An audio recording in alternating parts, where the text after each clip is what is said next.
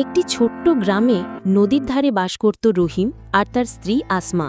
তাদের ঘর ছিল খড়ের ছাউনি দেওয়া ছোট কুঁড়ে ঘর। সংসার চালানো ছিল খুবই কষ্টের, তবুও তারা একে অপরকে ভীষণ ভালোবাসত। ভোরবেলা রহিম কাজে বের হতে প্রস্তুত হচ্ছে। আসমা তার জন্য খাবার গুছিয়ে দেয়। মা, আজকে জানি কাজ পাই কিনা। চিন্তা করো না, তুমি ফিরলেই আমার ঘর আলো হয়ে ওঠে।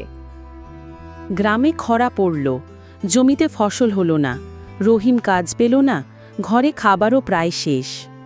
আসমা, আমি তোকে শুধু কষ্টই দিলাম, যদি একটু সচ্ছল হতে পারতাম। সচ্ছলতা শুধু টাকায় হয় না, তুমি আমার পাশে আছো, এটাই আমার সুখ। তাদের ভালোবাসার গল্প গ্রামে ছড়িয়ে পড়ল। জমিদার ডেকে পাঠালো রহিম আর আসমাকে।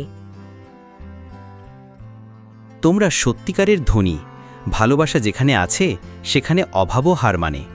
আমি তোমাদের কিছু জমি দিচ্ছি। আপনার ওই দয়া আমরা কোনোদিন ভুলব না। দেখলে রহিম, আল্লাহ সব দেখেন।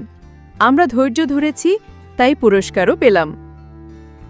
রহিম প্রতিদিন ভোর থেকে রাত পর্যন্ত খেটে জমিতে ফসল ফলাতে লাগল। আসমা পাশে থেকে তাকে সাহস দিত। কয়েক মাসের মধ্যেই সোনালি ধানে ভরে উঠল তাদের জমি। অভাব তাদের ঘর থেকে দূরে সরে গেল, কিন্তু তাদের ভালোবাসা আগের মতোই অটুট রইল। দেখো রহিম, আমাদের আসল সম্পদ এই ভালোবাসা। হ্যাঁ আসমা, যতদিন আমরা একসাথে আছি আমরা কোনোদিন গরিব হব না। এইভাবেই সবাই বুঝল, টাকা পয়সা নয়, আসল সম্পদ হল স্বামী স্ত্রীর বিশ্বাস আর ভালোবাসা।